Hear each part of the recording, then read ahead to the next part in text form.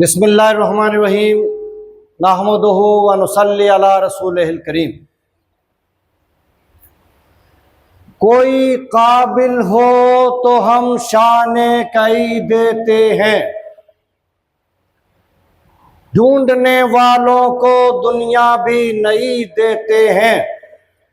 आज इस बज़्म में देखते हैं कि कौन है इकबाल शनास और कौन इस काबिल है कि आज वो इस महफिल से लैपटॉप जीत कर जाएगा इंशाअल्लाह।